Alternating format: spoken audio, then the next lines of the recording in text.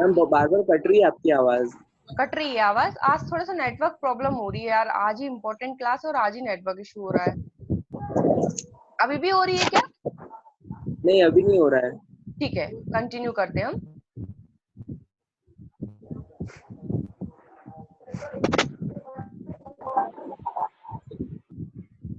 आ रही है सभी को आवाज? सभी सुन पा रहे हैं मेरी आवाज? ठीक, कंटिन्यू करते हैं। Section 2 decree.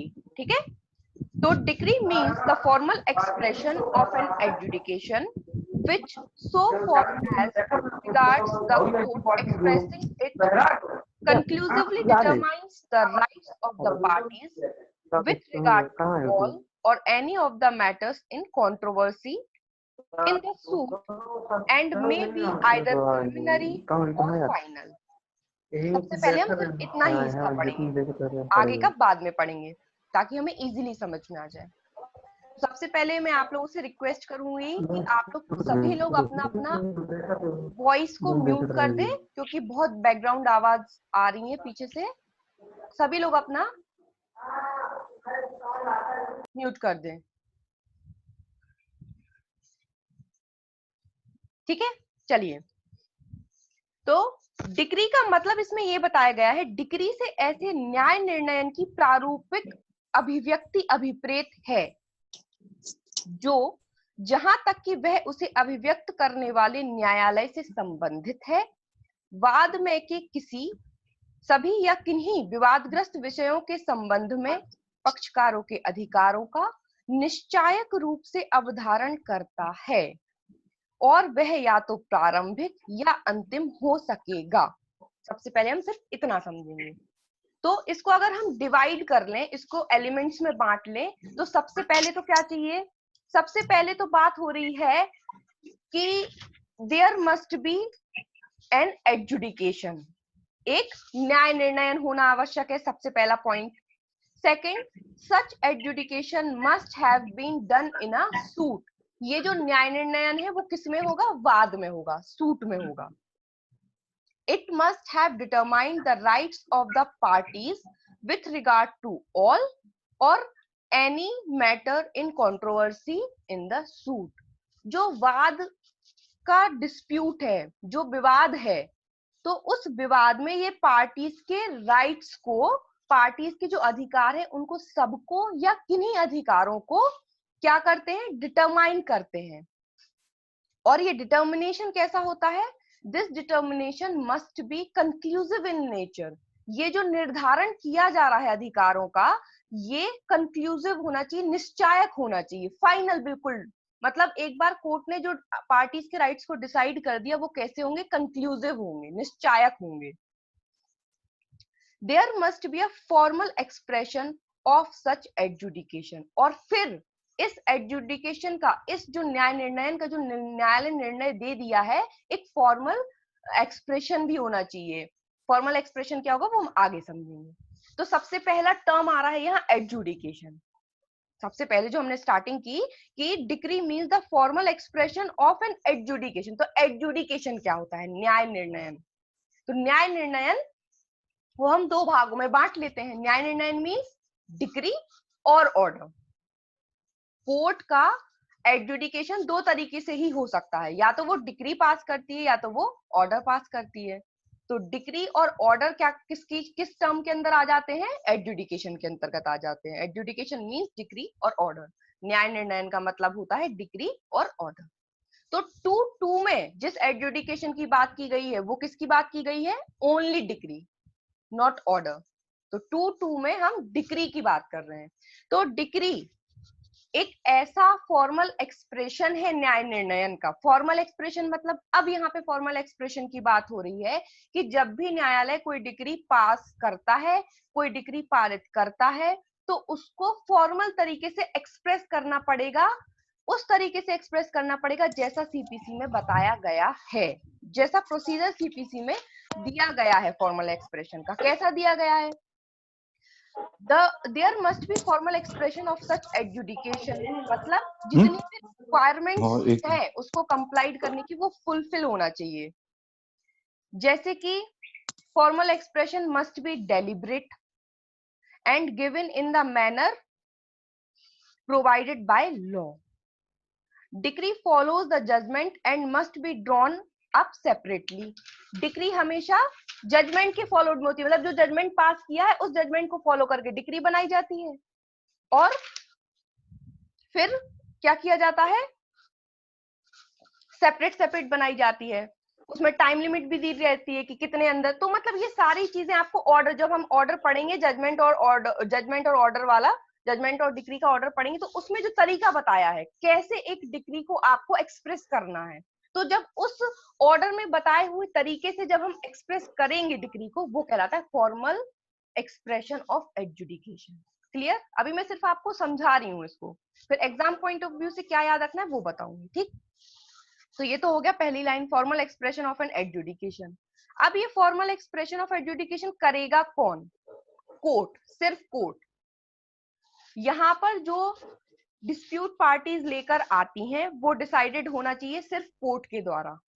Judicial determination, determination भी जो होगा वो कैसा होना चाहिए? जुडिशियल डिटर्मिनेशन होना चाहिए। एडमिनिस्ट्रेटिव नहीं आएगा इसमें कि यदि कोई एडमिनिस्ट्रेटिव डिटर्मिनेशन हुआ तो वो क्या, वो डिक्री होगी? वो डिक्री नहीं होगी, सिर्फ जुडिशियल डिटर्मिनेशन बाय कोर्ट। और किस में होगा? सूट में होगा। वाद ही होना चाहिए। अब वाद क्या होगा? सूट भी पता होना चाहिए, सूट क्या होगा?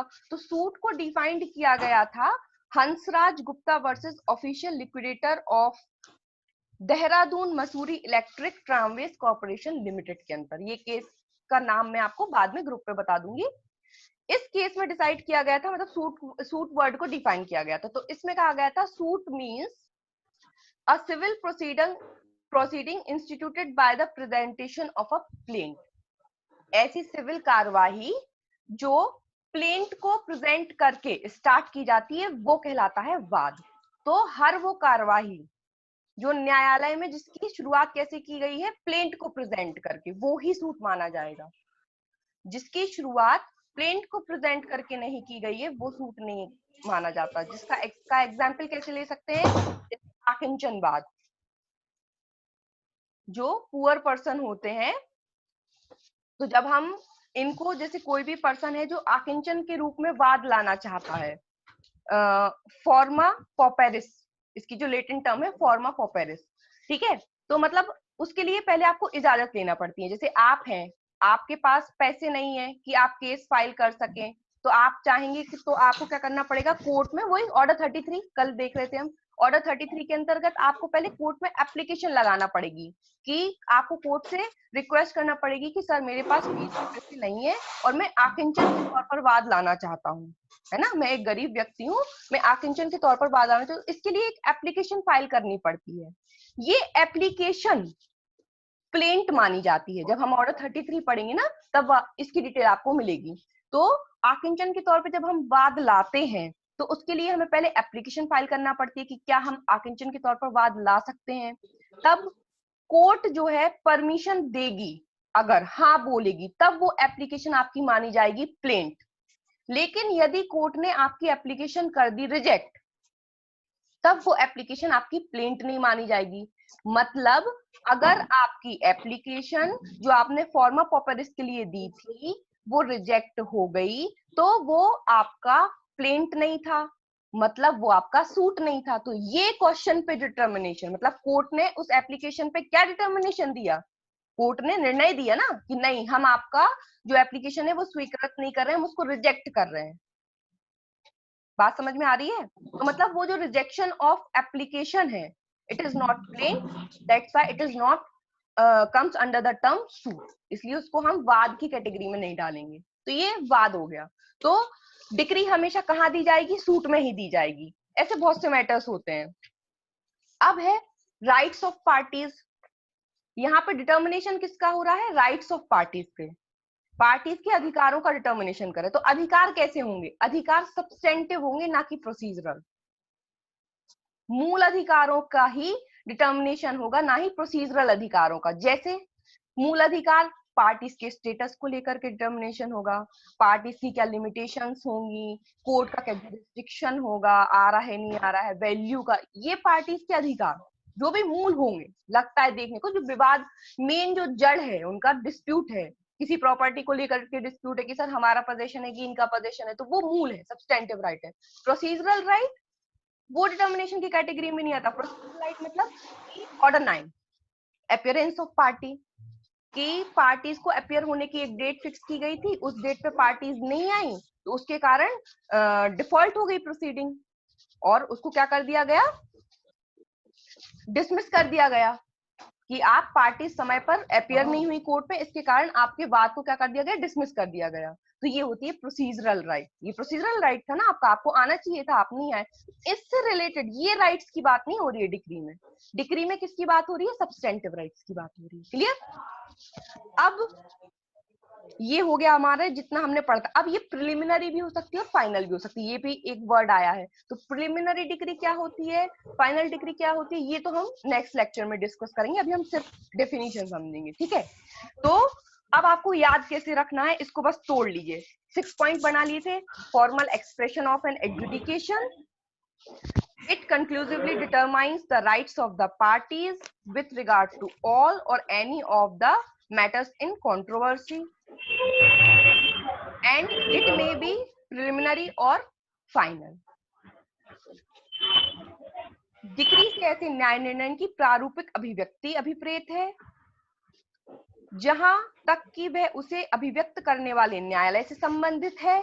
यहाँ इस लाइन का मतलब है कि जो कोर्ट मैटर आया है, जो कोर्ट उसको अभिव्यक्त कर रहा है, उस वाले न्यायालय से संबंधित है। बाद में कि सभी या किन्हीं विवादग्रस्त विषयों के संबंध में पक्षकारों के अधिकारों का निश्चायक रूप से अवधारण करता है। निश्चायक होना चाहिए, कंक्लूसिव। कंक्लूसिव वर्ड सबको पता है, निश्चायक मतलब कि निश्चायक का मतलब होता है कि एक बार जो बात कह दी गई वही फाइनल है, अब उसके आगे पीछे कुछ नहीं हो सकता, कंक्लूसिव मान लिया गया, ठीक है। तो जो डिटर्मिनेशन कोर्ट के द्वारा होगा वो कैसा होगा, निश्चायक होगा, कंक्लूसिव होगा, उसमें कोई परिवर्तन नहीं करेंगे। फिर है अब क्या मानी जाएगी और क्या नहीं मानी जाएगी, ये भी बहुत होता है। जैसे मैंने बता दिया एडमिनिस्ट्रेटिव नेचर की प्रोसीडिंग्स हैं, वो डिक्री नहीं मानी जाएंगी, ठीक है। फिर उसके अलावा ट्रिब्यूनल अगर कोई ऑर्डर पास करता है तो डिक्री तो कहते हैं, लेकिन वो सेक्शन के अंतर्गत डिक्री नहीं मानी जाती, ध्यान रखना। बैकग्राउंड आवाज किसी के यहाँ से आ रही है, प्लीज अपना म्यूट कर लें ऑडियो। ऑडियो म्यूट कर लीजिए तो आवाज नहीं आएगी, ठीक है, ठीक है। तो देखिए एडमिनिस्ट्रेटिव नेचर की डिक्री नहीं है। ट्रिब्यूनल अगर कोई डिक्री पास करता है तो उसको डिक्री बोलते हैं, लेकिन वो सीपीसी के सेक्शन 22 के अंतर्गत डिक्री नहीं है, ध्यान रखना। अगर कभी क्वेश्चन पूछ लें कि अ decree passed by a tribunal whether comes under section 22 of CPC, no, ठीक है।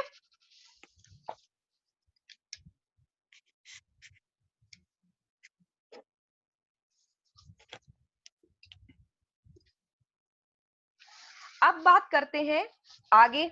इसमें लिखा है it shall be deemed to include the rejection of a plaint and the determination of any question within section 144। इसके अंतर्गत वाद पत्र का नामंजूर किया जाना और धारा 144 के भीतर के किसी प्रश्न का अवधारण आता है। मतलब ये डिक्री के अंदर ये दो चीजों को भी समाहित कर रहे हैं। इनका कहने का मतलब है कि ये दो चीजें भी हम डिक्री मान के चलेंगे। क्या क्या? सबसे पहला तो रिजेक्शन ऑफ अ प्लेंट, वाद पत्र का नामंजूर किया जाना।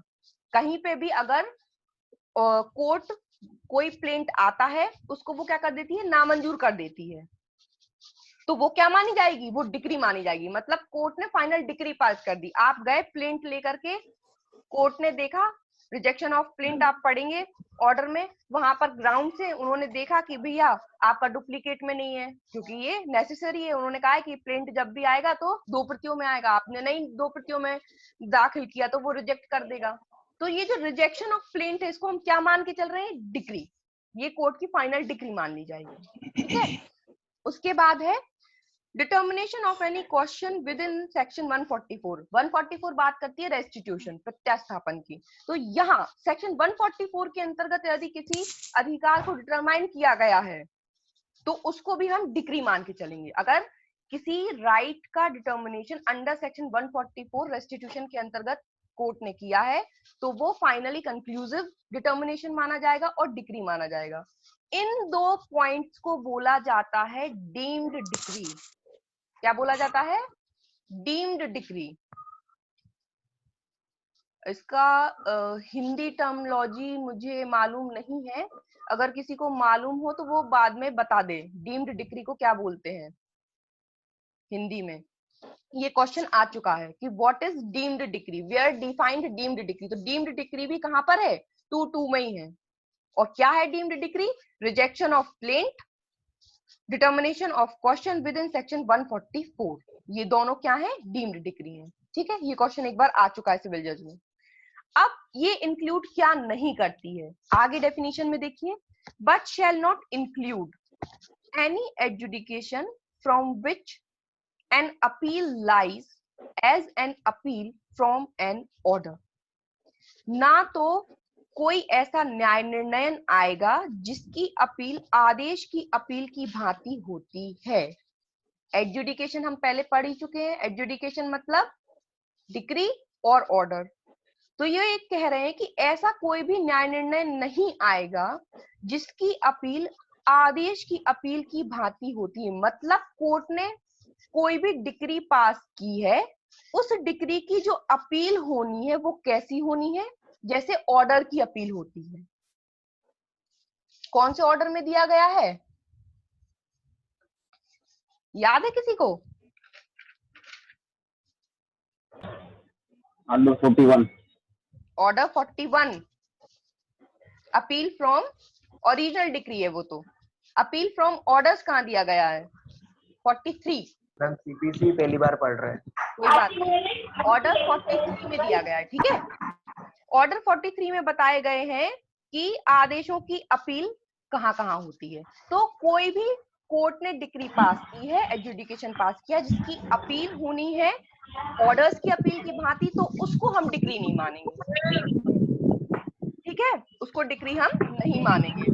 Adjudication from which an appeal lies as an appeal from an order. तो बस ये लाइन बिल्कुल याद कर लेना है। ऐसा कोई भी एडजुडिकेशन, एडजुडिकेशन मींस डिक्री, क्योंकि यहाँ पे हम डिक्री की बात कर रहे हैं, ऐसी हर डिक्री जिसकी अपील कैसी होगी? ऑर्डर की अपील की तरीके से होगी, उसको हम क्या नहीं मानेंगे? डिक्री में इंक्लूड नहीं करेंगे। क्यों नहीं करेंगे? इसका भी लॉजिक है। पहले ही हमने पढ़ लिया है कि 2:2 में डिक्री को परिभाषित किया गया है और एडजुडिकेशन वर्ड के अंतर्गत दो चीजें आती हैं, ऑर्डर और डिक्री। तो यहाँ ऑर्डर की बात तो वैसे भी नहीं हो रही है। अब ऐसा कोई डिक्री की अपील ऑर्डर की तरीके से होगी तो वो ऑटोमेटिकली बाहर हो जाएगी ना, क्योंकि यहाँ डिक्री को डिफाइन किया गया, ऑर्डर को नहीं। बात समझ में आ रही है? तो जब हम बात, अरे ये बैकग्राउंड आवाज किसके यहाँ से आ रही है? म्यूट कर लो। रात के ऊपर तक कटवा दो, साथ में निपटने का। म्यूट कर लीजिए। अब देखिए, adjudication from which an appeal lies as an appeal from an order. ये वाला पॉइंट समझ में तो आ गया? आप लोग मुंडी हिला सकते हैं अपनी। आ गया समझ में प्रियल? ठीक है, तो बस ध्यान रखना है, ऐसी हर डिक्री जिसकी अपील कैसी होगी? ऑर्डर की अपील की तरीके से होगी, वो डिक्री में इंक्लूड नहीं है। Second, any order for dismissal for default, व्यतिक्रम के लिए खारिज करने का कोई आदेश। अब ये डिसमिसल फॉर डिफॉल्ट बहुत सारे ऑर्डर्स में है, तो जब हम ऑर्डर्स पढ़ेंगे ना तब हम बताएंगे कहां कहां है। तो ऐसा हर ऑर्डर जो डिसमिस कर दिया जाता है डिफॉल्ट के कारण, व्यतिक्रम होने के कारण खारिज कर दिया जाता है, तो ऐसा आदेश जब जब कोर्ट पारित करती है, जैसे कोर्ट ने कुछ भी बोल दिया कि आपको अपीयर होना है, आप अपीयर नहीं हुए, आपने क्या कर दिया? ऑर्डर 9 के अंतर्गत डिफॉल्ट कर दिया अपीयरेंस होने में, और आपकी जो उन्होंने क्या कर दिया? खारिज करने का आदेश दे दिया। तो ऐसा आदेश, खारिज करने वाला हर आदेश क्या नहीं है? डिक्री नहीं है। भाई वो कोई डिक्री थोड़ी है फाइनल, कोर्ट ने खारिज कर दिया है, वो तो बाद में सेटिस्फाइड भी हो जाती है, इसलिए वो डिक्री नहीं है। अब यहाँ पर से आपके क्वेश्चन क्या क्या फ्रेम होंगे। अब इस डेफिनेशन को आपको क्या करना है? इस डेफिनेशन को आपको ध्यान से अच्छे से एक बार पढ़ना है, इसके एलिमेंट्स तोड़ के लिख लेना है, दिमाग में बैठा लेना है। ठीक है, तो आपको ये बहुत इजीली याद हो जाएगी, जैसे मैंने बता दिया था। तो इसको पढ़ना है पहले तो। Decree means the formal expression of an adjudication, सबसे पहला point. So far as regards the court expressing it, मतलब जो कोर्ट डिक्री पास कर रहा है उसी की बात कर रहे हैं, उसी के द्वारा फॉर्मल एक्सप्रेशन है। किसका फॉर्मल एक्सप्रेशन है? क्या करती है ये? Conclusively determines the rights of the parties with regard to all or any of the matters in controversy in the suit and may either be preliminary or final. फिर उसके बाद ये क्या अपने आप में इंक्लूड करती है और क्या इंक्लूड नहीं करती है। तो दो चीजें इंक्लूड करती है, दो चीजें इंक्लूड नहीं करती है। इंक्लूड क्या करती है? Rejection of plaint, determination of question under section 144। और क्या इंक्लूड नहीं करती है? ऐसा एडजुडिकेशन जिसकी अपील ऑर्डर की अपील की भांति होती है और डिफॉल्ट होने any order of dismissal for default, व्यतिक्रम के लिए खारिज करने का कोई आदेश, ये इंक्लूड नहीं है। क्वेश्चन आपके यहीं से फ्रेम होना है। सबसे पहले डिक्री को कहां डिफाइन किया गया है? 2.2 में। पहला क्या होती है? फॉर्मल एक्सप्रेशन ऑफ एडजुडिकेशन होता है। ये क्वेश्चंस आए हुए क्वेश्चन से जो मैं आपको बता रही हूँ। डिक्री क्या होती है? फॉर्मल एक्सप्रेशन ऑफ एडजुडिकेशन होती है जो कोर्ट के द्वारा दी जाती है। डिक्री में क्या इंक्लूड होता है? तो डिक्री में rejection of plaint, determination of question under 144 include होता है। ये दोनों क्या कहलाती हैं? डीम्ड डिक्री कहलाती हैं। क्या इंक्लूड नहीं है? वो दो points, adjudication from which an appeal lies as an appeal from an order or order of dismissal for default। और क्या क्वेश्चन बनता है कि ये पार्ट सिर्फ प्रिलिमिनरी हो सकती है या फाइनल हो सकती है, या पार्टली प्रिलिमिनरी या पार्टली फाइनल हो सकती है। तो ये प्रिलिमिनरी भी हो सकती है, फाइनल भी हो सकती है, पार्टली प्रिलिमिनरी और पार्टली फाइनल भी हो सकती है। मतलब आंशिक प्रारंभिक और आंशिक फाइनल हो सकती है। अब इसका एक एक्सप्लेनेशन है, वो और देखेंगे। A decree is preliminary when further proceedings have to be taken before the suit can be completely disposed of. Decree तब प्रारंभिक होती है जब वाद के पूर्ण रूप से निपटा दिए जा सकने से पहले आगे और कार्यवाही की जानी है। इनका कहने का मतलब है कि कोई एक विवाद न्यायालय के समक्ष आया, उसमें बहुत सारे डिस्प्यूट थे पार्टीज के बीच में।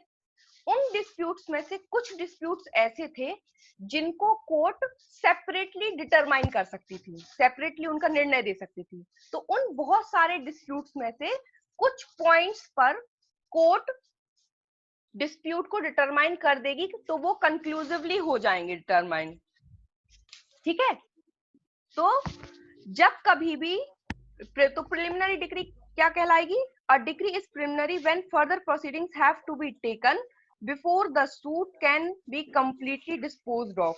कुछ मैटर्स को डिसाइड कर दिया लेकिन अभी पूरा मैटर फाइनली डिसाइड नहीं हुआ है। तो जब किसी भी बाद में डिसाइड करने के लिए इशू बचे रह जाएं लेकिन कुछ इश्यूज को डिसाइड कर दिया जाए, तब वो प्रिलिमिनरी डिक्री कहलाती है। प्रिलिमिनरी डिक्री कब कहलाती है? जब विवाद का डिस्पोजल पूरी तरीके से नहीं हुआ है, अभी फर्दर प्रोसीडिंग्स बची हुई हैं। कुछ मैटर्स डिसाइड कर दिए गए हैं लेकिन अभी कुछ मैटर्स डिसाइड करना बाकी हैं, तब वो प्रिलिमिनरी डिक्री कहलाती है। अब ये प्रिलिमिनरी डिक्री किस किस मैटर में पास की जा सकती है, यहाँ से एक सेपरेट क्वेश्चन एग्जाम में फ्रेम होता है। तो ये लिस्ट आपको मिलेगी बुक्स में। बहुत सारे डिसाइडेड केसेस हैं इस पर, तो आपको इसके लिए बुक प्रेफर करनी पड़ेगी। आप बुक में से बताइए, कल ढूंढिए कि ऐसे कौन कौन से मैटर्स हैं जिसमें प्रिलिमिनरी डिक्री पास की जा सकती है। बहुत लंबी लिस्ट है, ठीक है, क्योंकि हर मैटर में प्रिलिमिनरी डिक्री पास नहीं होती। उसके बाद इसमें आगे क्या लिखा है? It is final when such adjudication completely dispossess of the suit, it may be partly preliminary and partly final. वह तब अंतिम होती है जबकि ऐसी न्याय निर्णयन वाद को पूर्ण रूप से निपटा देता है। अब जब सारे डिस्प्यूट निपट जाएंगे तो वो फाइनल हो जाएगी, सिंपल। तो जब किसी विवाद में कुछ पॉइंट्स पे डिटर्मिनेशन कर दिया गया है लेकिन अभी कुछ पॉइंट्स डिसाइड करने के लिए बचे हुए हैं, तब वो डिक्री प्रिलिमिनरी डिक्री कहलाती है, जब फर्दर प्रोसीडिंग बची है। लेकिन जब जैसे ही सारे पॉइंट्स डिटरमाइन कर दिए जाएंगे, सारे जितने भी विवाद थे पार्टीज के बीच में सबको डिस्पोज्ड कर दिया जाएगा, तब वो डिक्री कैसी हो जाएगी? फाइनल हो जाएगी। ठीक है, बात समझ में आ गई? तो ये तो थी डायरेक्ट की लैंग्वेज। तो इसमें से क्वेश्चन भी बता दिया आपको कि कहाँ डिफाइन किया गया है, डीम्ड डिक्री क्या होगी, कौन डिसाइड कर सकता है, किसको पावर है, सिर्फ कोर्ट को, ट्रिब्यूनल की डिक्री इसके अंतर्गत नहीं आती, और क्या इसके अंतर्गत नहीं आएगा, प्रिलिमिनरी हो सकती है, फाइनल हो सकती है, प्रिलिमिनरी कब मानी जाएगी, फाइनल कब मानी जाएगी। ठीक है, इतने क्वेश्चंस हो गए। हंसराज वाला केस हो गया, वो मैं आपको दे दूंगी बाद में ग्रुप में। अब आपका वर्क ये है इस सेक्शन से, मतलब 2.2 से, कि कल आप प्रिलिमिनरी डिक्री कौन कौन सी होंगी उसकी एक लिस्ट बनाएंगे, बुक में मिल जाएगी ये आपको। आप चाहें अगर नेट पे भी सर्च करेंगे तो नेट पे भी मिल जाएगा कि ऐसे कौन कौन से मैटर्स हैं जिनमें प्रिलिमिनरी डिग्री पास की जा सकती है, क्योंकि इससे एक क्वेश्चन आता है पक्का। ठीक है, और फिर उसके बाद सूट से भी आ सकता है कि सूट किस किस को माना गया है, क्योंकि डिग्री कहाँ पास होती है, बाद में। ऑर्डर में कोई डिग्री पास नहीं होती, मतलब अगर कोई ऑर्डर है तो हम उसको ऑर्डर ही बोलते हैं। तो आप ये भी मुझे बताना कि सूट किस किस को माना गया है। ठीक है,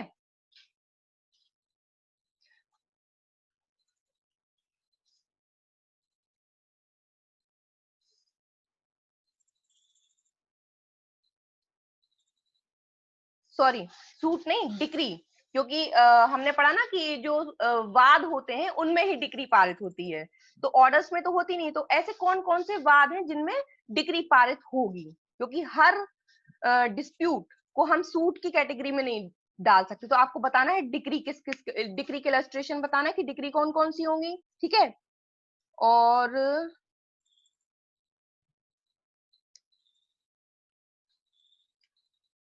बाकी तो मैं आपको बताऊंगी कल। प्रिलिमिनरी डिक्री, पार्टली प्रिलिमिनरी और पार्टली फाइनल, डीम्ड डिक्री का पर भी हम थोड़ा सा डिस्कशन और करेंगे, क्योंकि डीम्ड डिक्री से भी क्वेश्चन बनते हैं, एक दो केसेस भी हैं, वो भी डिस्कशन करेंगे हम।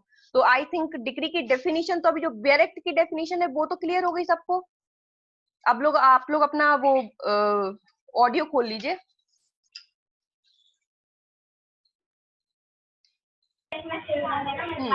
अब बताइए, बेरेक्ट की डेफिनेशन क्लियर हुई, कोई डाउट? बेझिझक बोलिए, अगर डाउट हो तो हम कल फिर से समझ। नो मैम, क्लियर है। क्लियर है?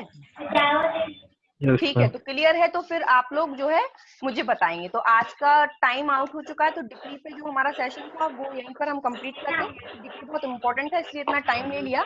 बाकी की डेफिनेशन जो इंपॉर्टेंट नहीं है उनको हम सिर्फ डायरेक्ट से पढ़ते चलेंगे, उनमें ज्यादा टाइम वेस्ट नहीं करेंगे हम। ठीक है, तो चलिए, अभी थोड़ा सा टाइम तो जाने वाला है, लेकिन जितना टाइम बचा उसमें मैं आप लोगों से कुछ पूछ लूं। बताइए, कौन बताएगा, मैथ्स में प्रॉफिट कहाँ डिफाइंड है? अंतःकालीन लाभ मैम 2:12 में दिया हुआ है संचित, बताओ। हमने 2:12 12 मैम। हाँ, अभिषेक राज, आप बताइए विधिक प्रतिनिधि कहाँ डिफाइंड है? 2:11 में दिया है मैम। 2:11 में दिया है। प्रियल, तुम बताओ जजमेंट कहाँ डिफाइन है?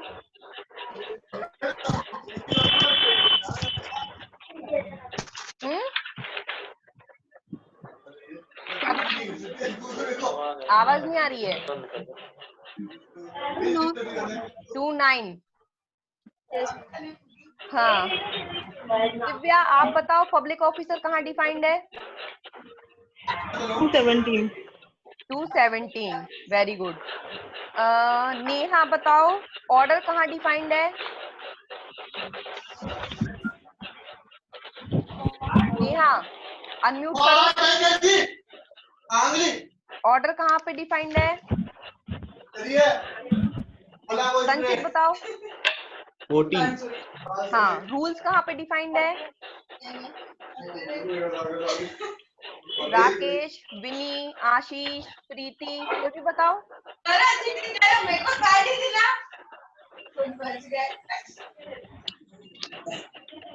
याद हुआ अभी अच्छे से, है ना? याद करना है, इम्पोर्टेंट है। 2 डिग्री का ऑर्डर और रूल याद करते हैं। कैसे याद कर लेते हैं कि भाई डिग्री, ऑर्डर, रूल एक सीरीज बना लो। तो डिग्री डिफाइंड है 2:2 में, ऑर्डर डिफाइंड है 2:14 में, रूल डिफाइंड है 2:18 में। ठीक, ऐसे याद करना चाहिए, डिग्री, ऑर्डर, रूल, 2:2, 2:14, 2:18। फिर उसके बाद डिग्री होल्डर 2:3 में है और जजमेंट डेटर 2:10 में है, क्योंकि ये साथ साथ चलते हैं। डिग्री होल्डर मतलब डिग्रीदार, और निर्णीत ऋणी, ये दोनों साथ में चलेंगे। तो डिक्रीदार 3 में और डिक्री जजमेंट डेटर मतलब निर्णीत ऋणी 2-10 में। कोरिलेट करके याद करना है, ऐसे नहीं याद करना है कि सीरीज से याद कर रहे हैं। डिक्री ऑर्डर रूल याद करो, डिक्री जजमेंट लेटर याद करो, फिर फॉरेन कोर्ट और फॉरेन जजमेंट साथ में ही है तो वो साथ में ही याद हो जाएगा, ठीक है। फिर जज और जजमेंट, तो 8 और 9, 8 में जज बताया है, 9 में जजमेंट बताया है। गवर्नमेंट प्लीडर और पब्लिक ऑफिसर 7, 17, 7 में गवर्नमेंट प्लीडर सरकारी प्लीडर 7 में बताया है, 17 में लोक अधिकारी बताया है, 7, 17 है ना, ऐसे याद करते हैं। मैस ने प्रॉफिट और लीगल रिप्रेजेंटेटिव ये बिल्कुल डिफरेंट टर्म्स हैं। तो लीगल रिप्रेजेंटेटिव 11 में यहाँ डिफाइंड किया है और इसका सेक्शन है 50, ये भी याद करना है। तो साथ में याद कर सकते हैं कि डेफिनेशन दी है 211 में और प्रोविजन दिया है सेक्शन 50 में, किसका, लीगल रिप्रेजेंटेटिव का। तो आप चाहो तो वही डायरेक्ट में साथ में लिख लो कि वही सेक्शन 50 में लीगल रिप्रेजेंटेटिव का डिटेल में प्रोविजन बताया गया है। मैस ने प्रॉफिट अंतःकालीन लाभ 12 में, ये इंपॉर्टेंट सेक्शन है जो मैं आपको बता रही हूँ। मूवेबल प्रॉपर्टी, देखो यहाँ पे भी मूवेबल प्रॉपर्टी 213 में है और टीपीए में हम कहाँ पढ़ते हैं, इंटरप्रिटेशन क्लॉज में 3 में इमूवेबल प्रॉपर्टी है ना, वहां इमूवेबल प्रॉपर्टी पढ़ते हैं, यहाँ मूवेबल प्रॉपर्टी है। 15 प्लीडर, इसको भी जोड़ सकते हैं हम, 7, 17 के साथ 15 भी जुड़ जाएगा प्लीडर। गवर्नमेंट प्लीडर 7 में, 15 में प्लीडर और पब्लिक ऑफिसर 17 में, ठीक है। पब्लिक ऑफिसर सेपरेट कर सकते हैं हम। तो ये हो गया आपका इंपॉर्टेंट कुछ सेक्शंस, बाकी इंपॉर्टेंट नहीं है, जैसे हाई कोर्ट छोड़ दो, इंडिया छोड़ दो, ये लास्ट में शेयर इन कॉर्पोरेशन छोड़ दो, साइंड छोड़ दो, ये कभी नहीं पूछते, ठीक है। तो डेफिनेशन क्लॉज को हम कल कंटिन्यू करते हैं। डिक्री अच्छे से समझ में आ जाना चाहिए। डिक्री से रिलेटेड कुछ क्वेश्चंस मैं बनाऊंगी, ग्रुप पे डालूंगी, सॉल्व करके बताना आपको। लेकिन उससे पहले प्रिलिमिनरी डिक्री वाला पढ़ लो अच्छे से, और डीम्ड डिक्री वाला अगर मैटर मिल जाए तो वो भी एक बार खुद से भी पढ़ के रखो अच्छे से, ठीक है। क्या है, पहले से पढ़ के रखो और फिर मैं आपको समझाऊं तो जल्दी समझ में आता है, ठीक। तो चलिए आज का सेशन हम यही